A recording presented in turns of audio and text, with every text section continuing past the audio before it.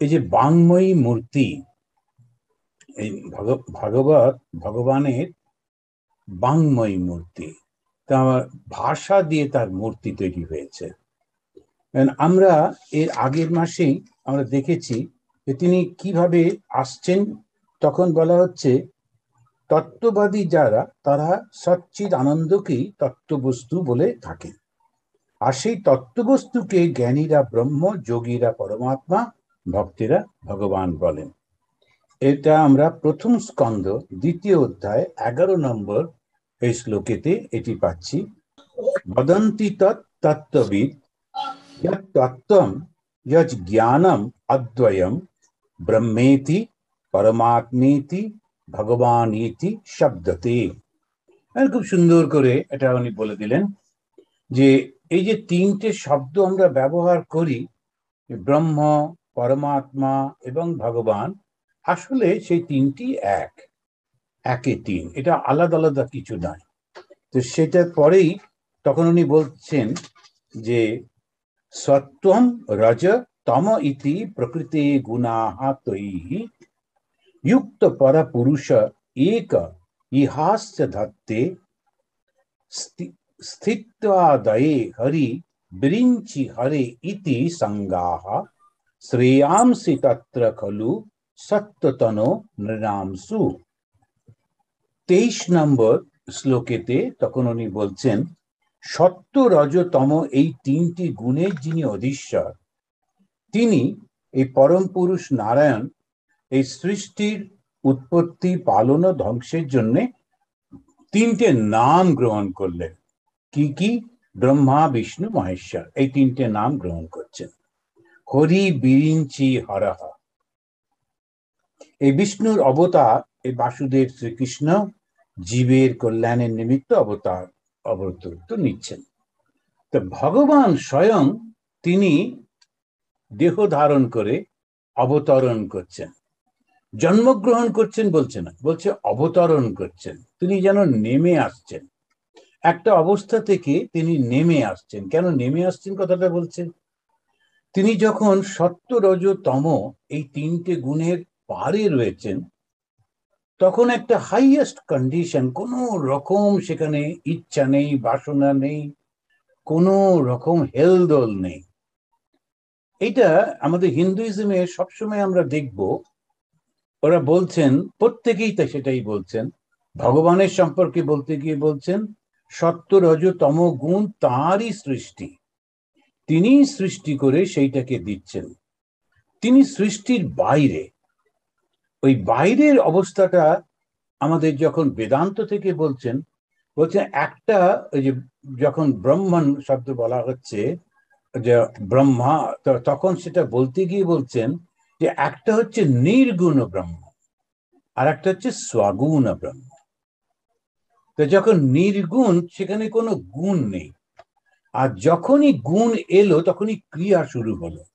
যেই ক্রিয়া শুরু হলো, সঙ্গে সঙ্গে স্বাভাবিকভাবে নানান রকম হচ্ছে। যেমন যখন কোনো কোনো আশ্রমে যেসব সাধুরা, রিটায়ার্ড সাধুরা থাকেন, তারা তো কোনো কাজের মধ্যে থাকেন না, তারা কাউকে কোনো আদেশও করেন না, কোনো কিছু বলেন না।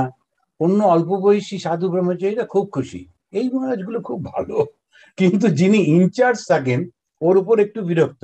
এই এখানে বসে ঘুমাচ্ছ, ওঠো, ওই কাজটা করো, সেইটা করো, ধ্যান করো না, ওঠো না, সকালবেলায় মন্দিরে আসুনি, সারাক্ষণ যে ইনচার্জ থাকেন ও বকাবকি করতে থাকে। তখন মনে হয় যে এ একটা বাজে লোক, মানে একটা বেশ উৎপেতে। কিন্তু যারা রিটায়ার্ড, ওরা কিছুই বলেন না, সুতরাং ওরা খুব ভালো। যে কাজ করে, তো স্বাভাবিকভাবে তার মধ্যে ওই সত্য, রজ, তম তিনটে গুণ কাজ করতে থাকে। আর যখন তিনি অ্যাক্টিভ নন, একদম সাধারণ ভাবে রয়েছেন, সেখানে তার ওই সত্য, রজ, তম গুণটা নেই, তখন তো খুব ভালো লাগছে। ছোট্ট শিশু বাচ্চাটা যে কোলের উপর শুয়ে থাকে, তো খুব ভালো লাগে। একটু যেই বড় হলো, দৌড়চ্ছে, এটা ভেঙে দিচ্ছে, ওটা ধাক্কা দিচ্ছে, এই রাস্তায় বেরিয়ে যাচ্ছে, কি তখন আবার একটুখানি বিরক্তি।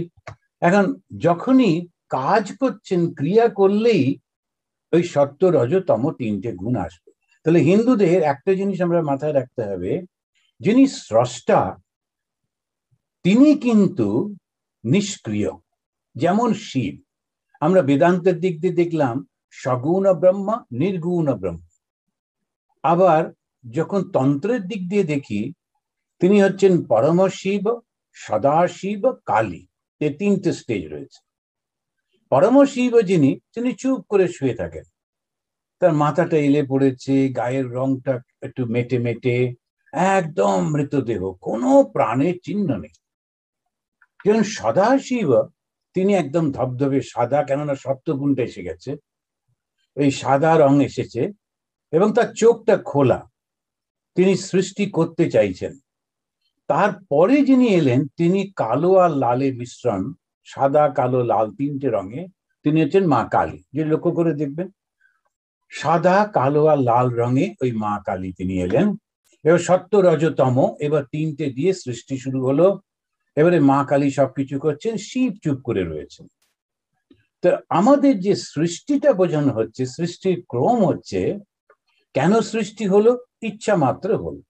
কেন তিনি ইচ্ছা করলেন ওটা বাপু জানি না, সেটা কি করে বলবো? ভগবানের কেন ইচ্ছা হলো ওটা বলতে পারছি না, কিন্তু তার যখন ইচ্ছা হলো, সেই ইচ্ছাতে সঙ্গে সঙ্গে যদি তন্ত্রর দিক দিয়ে যায়, তখন দেখবো শিবের চোখটা খুলে গেল, সত্যগুণ এসে গেল, ওই সাদা রংটা এসে গেল, এবং সৃষ্টি করতে ইচ্ছা করলেন। বেদান্তের দিক দিয়ে একহম বহু শ্যামবিহি, আমি একা, আমি একটু বহু হব। আবার যখন ভক্তির দিক দিয়ে দেখছি, তখন এখানেও তিনি, তাহার মনে হচ্ছে আমি লীলা করব। কিরম করে লীলা করবেন? সৃষ্টি কি করে হবে? তখন উনি বলছেন যে আমি তিনটে নাম গ্রহণ করলাম, তিনটে গুণ, সত্য রজতম, এবং তিনটে নাম গ্রহণ করছে নিজেই, একা একাই তিনটে রূপে নিজেকে বিভক্ত করছেন। সেজন্যে সত্যম রজ তম ইতি প্রকৃতে গুণাতই। এখন প্রকৃতি বলা হলো, প্রকৃতিটা মানে কি? ভগবানের শক্তি। বেদান্তবাদীরা তারা ওই ভগবানের শক্তিকে বলে মায়া।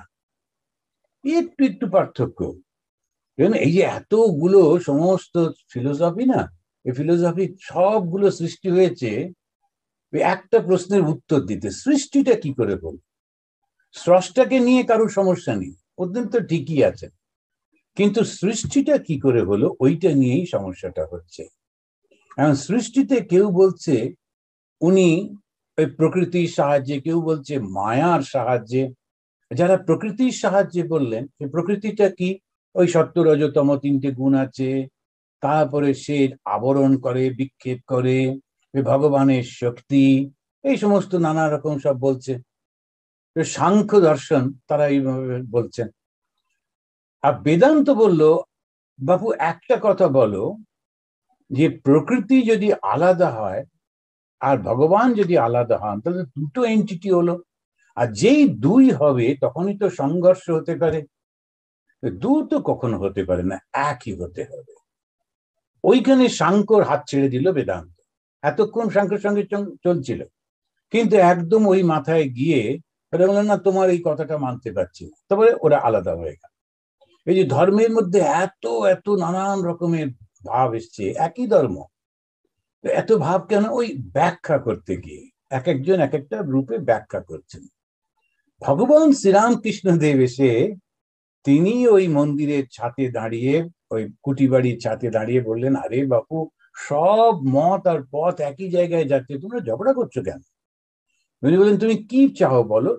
ভগবান তার কোনো রূপ নেই এটা চাও তো? বেশ কথা, তুমি ওইটাতেই চলতে থাকো, কিন্তু সত্যি সত্যি ওই পথেই চলো। এক, দুই, অন্য পথগুলো সব খারাপ, ওরা কিচ্ছু জানে না, ওরা খুব বোকা, এইটা করবার দরকার। এই বোধহয় বলেছিলাম আপনাদের, পুরুলিয়াতে যখন ছিলাম, ভর্তির সময় পরীক্ষা হয় না, অ্যাডমিশন টেস্ট, তো ভর্তির পরীক্ষাতে একটা ছেলে, সে ঝুঁকে পড়ে তার আগের ছেলেটার খাতাটা দেখছে, নিজে লিখছে না। আবার ও যখন ও একটা অঙ্ক করছে বা কিছু লিখছে, ও বলছে এই ভুল হচ্ছে, ভুল হচ্ছে, পেছন থেকে চেঁচাচ্ছে। আমি বলবো, আরে তুমি ওকে কারেকশন না করে নিজে করো না। বললো আমি লিখবো না। কেন? লিখলেই আমি পাশ করে যাব, পাশ করলেই ভর্তি হতে হবে, আমি এখানে থাকতে চাই না, সেই জন্য লিখবো না।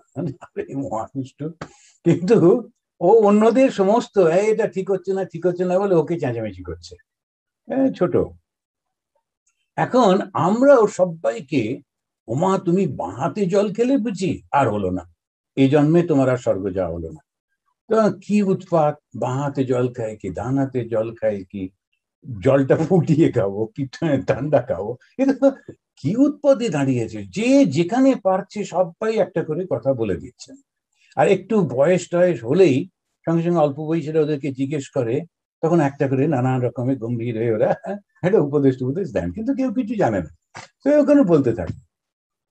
তো এই জন্য নানান রকম জড়িয়েছে আমাদের। আসলে এটা কি, ভগবান শ্রীরামকৃষ্ণ তিনি তার এই অবতারে অসংখ্য অসাধারণ একটা কাজ করলেন। উনি বললেন যে তুমি সবগুলো নিয়েই তো চলো না, তোমার পথটা নাও আর বাকিদেরকে বলো তোমরাও চলতে থাকো। পৌঁছবার পর দেখবে তোমরা সব এক জায়গায় দাঁড়িয়ে আছো। একজন বাড়ির বাইরে দিয়ে বাঁশ বেয়ে বেয়ে ছাতে উঠছে, আর একজন সিঁড়ি দিয়ে দিয়ে ছাতে উঠছে, আর একজন এলিভেটর দিয়ে ছাতে উঠছে, আর সবাই সবাইকে নিন্দা করছে, মা তুমি এরম ভাবে যাচ্ছ। আচ্ছা পৌঁছে দেখো না, পৌঁছবার পর তিনজনেই দেখবে একই জায়গায় দাঁড়িয়ে আছে। তো এইটাই হচ্ছে সর্বধর্ম সমন্বয়ের অবতার বলা হচ্ছে শ্রীরামকৃষ্ণকে। এবং তার বেসটা কি, তিনি যে এটা বলছেন তা না, বহু যুগ আগে থেকেই কিন্তু ভাগবত বলছে।